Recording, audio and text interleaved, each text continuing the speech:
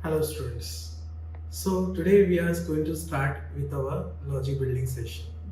So this is our first session where we are going to learn about how to solve a given problem and how to enhance our logic building skills. So let's turn out to our session. Okay. So this is our session, that is we are going to learn about how to build a logic building and the foundation of programming skills. Okay, moving to the next slide. Okay, so these are the topics that we are going to cover in our this session, that is computer functionalities, IPO cycle, what is programming languages, and various tools about for problem solving, just like algorithm and flowcharts. Okay, so सबसे पहले हम discuss करते हैं what is computer functionality. So as we know, what do you mean by computer? So computer is an electronic device which accepts the data, process on it as per the given instruction, and as well as it will produce the output as per the given instructions. If our data that we are provided is wrong or our instruction has provided is wrong, so we'll get the wrong output. Computer never be wrong. It is a human जो wrong input दे सकता है, wrong instruction दे सकता है. Okay everyone? So computer is a machine, तो वो कभी भी wrong नहीं हो सकता है. तो हमें ये precaution लेना होता है कि जो भी हम instruction दे रहे हैं, जो भी हम data दे रहे हैं, वो proper हो. So computer will work as a data processing machine. So जहाँ पे हम input देंगे, process करेगा वो data और हमें output मिलेगा. Yes. Based on this phenomena, computer works on IPO cycle. Okay, that is our next topic. So just move on it. So what do you mean by IPO cycle? So focus on this diagram. So you will get to know that are in the computer fundamental or the computer architecture built on this phenomena only: input, process and output cycle. Just take one simple example कि हम चाहते हैं कि कोई हम travel करना चाहते हैं. Let's say we are travelling from Mumbai to Delhi by air flight. Okay, तो हम क्या करेंगे? Will go to the one of the website या किसी वेंडर के पास जाएंगे. हम विल आस्क हर और will provide the detail about कि हमें मुंबई से दिल्ली जाना है, इस डेट को जाना है, इतने नंबर हमारे पैसेंजर्स हैं, हम ये डेट प्रेफर करते हैं, हम ये क्लास इकोनॉमिक क्लास या बिजनेस क्लास प्रेफर करते हैं, and we required a direct flight और non direct flight and so on. तो ये हम क्या दे रहे हैं रिजर्वेशन सिस्टम को? तो ये हम हमारे इनपुट्स दे रहे हैं, हमारा डेटा दे रहे हैं which is required for reservation. As we will provide the data, so the input will go to the process. Whatever the data is given to the input, then it will go, the system will handle that data and will process on it, and then finally after processing as per our preferences it will produce the output. Okay, so this is what the IPO cycle. So similarly the computer will work on this phenomena only. So if you are going to solve any of the problem, अगर आप कोई भी problem solve करना है, so similarly आपको यही phenomena याद रखना है, यही phenomena फॉलो करना है to solve any of the given problem. Going on the next slide. So अब जैसे हमने कहा कि कंप्यूटर ये एक मशीन है.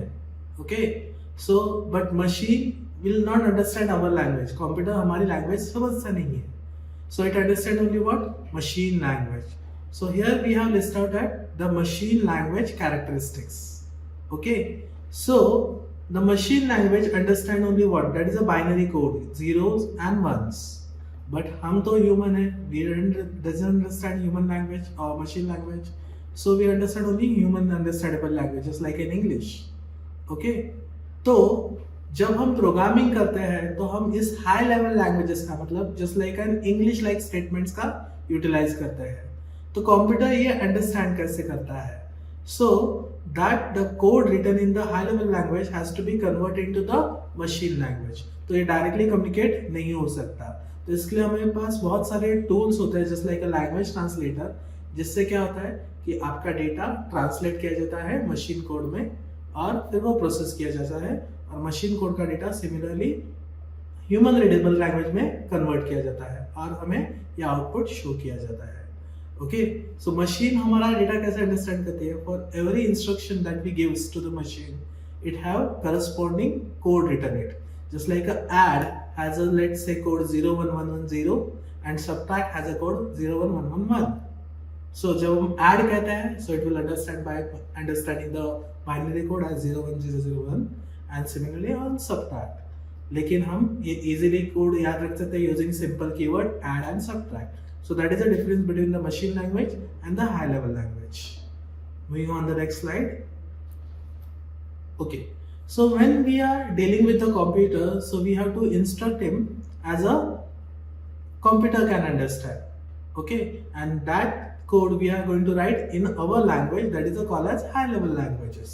So जब हम कोई भी programming language दिखते हैं, so that are generally written in the high level language. तो जो high level language में हम कोड लिखते हैं, so there are types of blocks that we are going to build in the programming language, that as sequential instruction, decision making logics and iterative processes. So sequential instruction मतलब क्या? So sequential instruction means what? The instruction which goes step by step. यानी अगर हमें कोई process करनी है जिसे हम प्रोसेस करते हैं वन बाय वन. जैसे हमने लास्ट स्लाइड में हमने इंस्ट्रक्शन देखा था कि अगर हमें कोई टिकट बुक करनी है, सो फर्स्ट हम क्या प्रोवाइड करेंगे? हम डेटा प्रोवाइड करेंगे कि कहाँ पे हमें जाना है, कितने नंबर ऑफ पैसेंजर्स है. Then the system will work on it and then finally it will produce the output. इसी स्टेप्स को कहा जाता है sequential instruction, जिसमें हम one step by another step process करते हैं. Then we'll go by decision making. So decision making logic is what?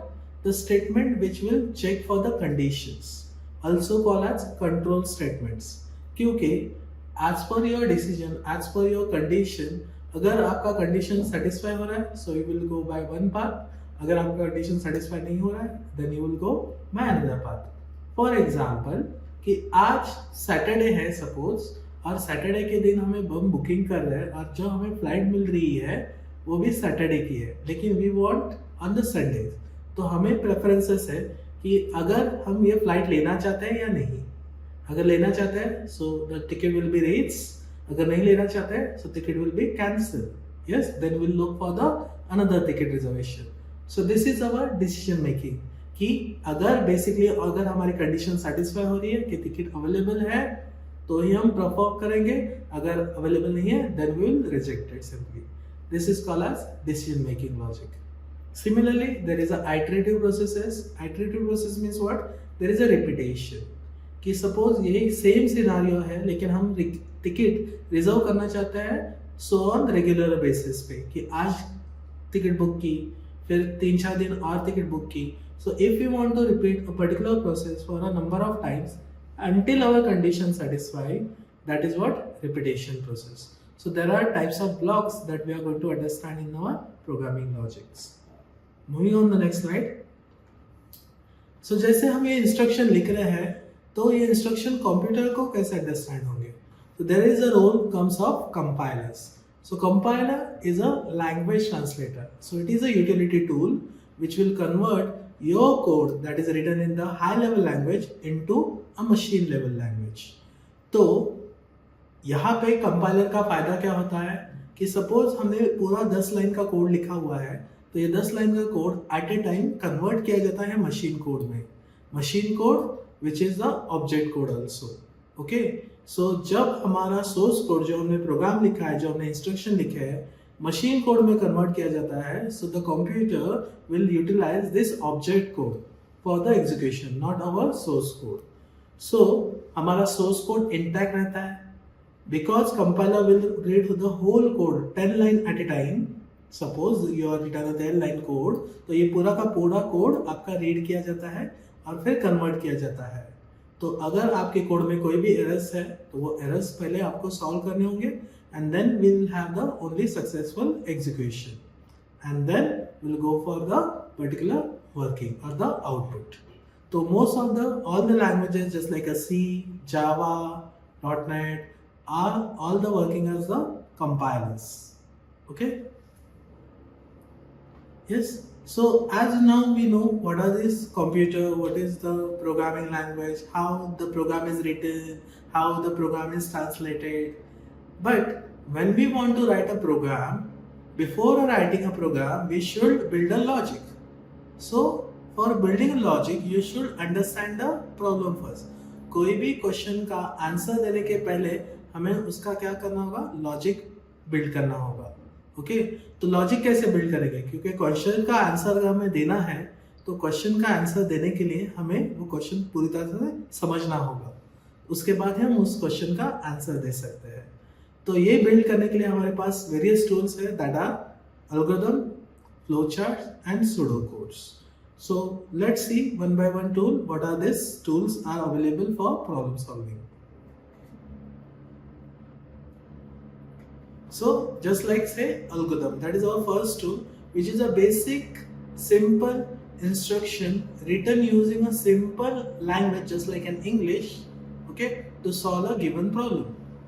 Take a reservation, take an example of the simple example of ATM withdrawal.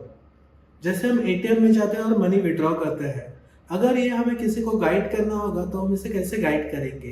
So let's take an example कि हम उस person को कहेंगे go to the local ATM, yes, then insert the ATM card, then press the language button, then provide the pin code, provide the account type saving or current, provide the money you want to divide, और फिर withdraw button press करने के बाद वो money आ जाएगा. तो यहाँ पे देखिए इनपुट क्या होगा आपका, जैसे आपने एटीएम प्रोवाइड किया, पिन नंबर प्रोवाइड किया, आपने लैंग्वेज प्रोवाइड की, ये सारे आपके एक्शन और इनपुट हुए. एटीएम मशीन ने प्रोसेस किया और उसके बाद आपको मनी विड्रॉ हुआ. सो ये जो प्रोसेस हमने सिंपल लैंग्वेज यूज करके लिखी है, इसे ही हम कहेंगे algorithm. Let's take a one small example of algorithm, one more, कि अगर हमें कोई एल्गोरिथम लिखना है, if you want to write one of the algorithm, let's take we want to add two numbers. So as we are going to solve a given problem, so we should know कि हम कहाँ से start कर रहे हैं और कहाँ से स्टॉप कर रहे हैं. सो एल्गोरिथम जो लिखा जाता है वो ऑलवेज सिंपल इंग्लिश लैंग्वेज का यूज करके लिखा जाता है और ये स्टेप बाय स्टेप सोल्यूशन होता है. तो हम यहाँ पे लिखेंगे step by step solution. So step 1 is always a start, जहाँ से हम एल्गोरिथम स्टार्ट कर रहे हैं.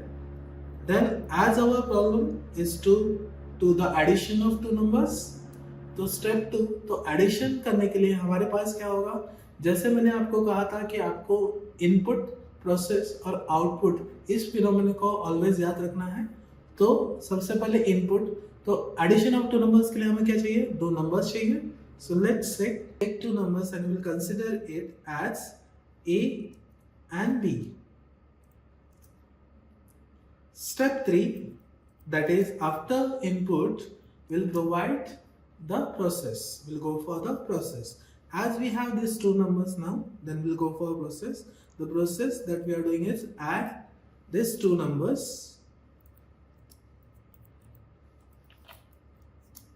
and also because we require result also, so there we'll say store the result.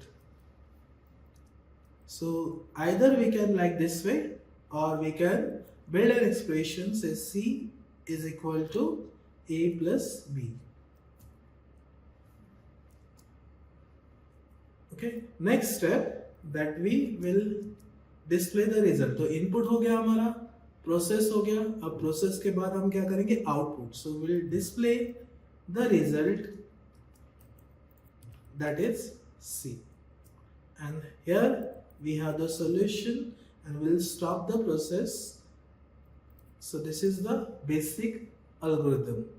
Okay, so here we can see it is a step by step representation of given logic to solve a given problem. Okay, so yes, this is a algorithm. Okay, moving to the next tool, that is flowchart. So flowchart is a pictorial representation of the algorithm.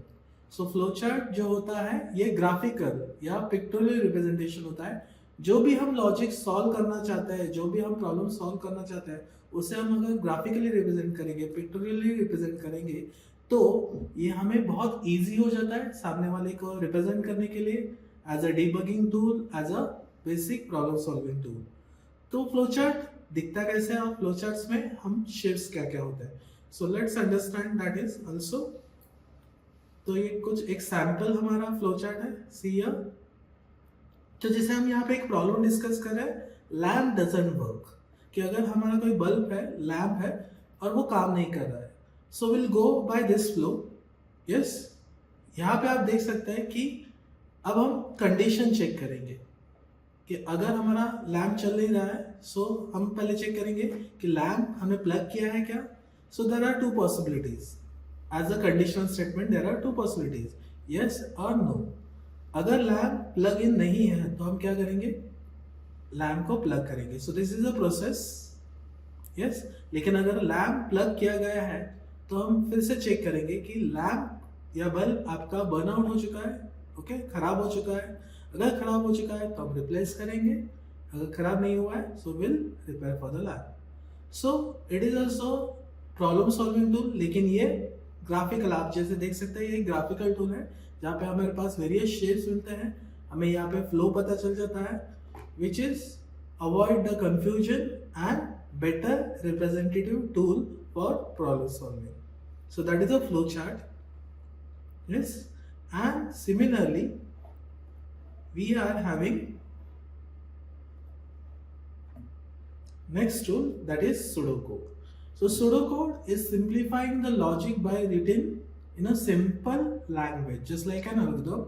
लेकिन यहाँ पे जब हम algorithm लिखते हैं तो we are quietly follows the template which follows just like an any programming language. लेकिन हम प्रोग्रामिंग लैंग्वेज की तरह स्ट्रिक्ट रूल फॉलो नहीं करते हैं यहाँ पे, बट मोर क्लोजली हम क्या करते हैं, सिमिलरली यहाँ पे हम फॉलो करते हैं कि ज़्यादा से ज़्यादा हम टेक्निकली अप्रोच को फॉलो करें, ओके। सो यहाँ पे हम कुछ कीवर्ड्स फॉलो करेंगे, जस्ट लाइक हम जब इनपुट लेना चाहते हैं तो इनपुट ये कीवर्ड यूज करेंगे, जब हम कुछ शो करना चाहते हैं, रिजल्ट शो करना चाहते हैं तो हम डिस्प्ले ये कीवर्ड यूटिलाइज करेंगे, जब हम कुछ कैलकुलेशन करना चाहते हैं तो कंप्यूट ये कीवर्ड यूज करेंगे। So it is a simple written English track statements to given a logic. तो हम लॉजिक रिप्रेजेंट करने के लिए सूडो कोड यूटिलाइज करेंगे, और इस सूडो कोड का यूटिलाइज करने के बाद जब हम सूडो कोड हमारा लॉजिक रिप्रेजेंट होगा तो हम इसे इजीली कन्वर्ट कर सकते हैं किसी भी प्रोग्रामिंग लैंग्वेज में, जस्ट लाइक अ पाइथन और जावा। So these are the various tools that we are having available for developing our logic. Yes. So in the next session we are going to utilize each and every tool in detail. Thank you. Meet you in the next session. Bye.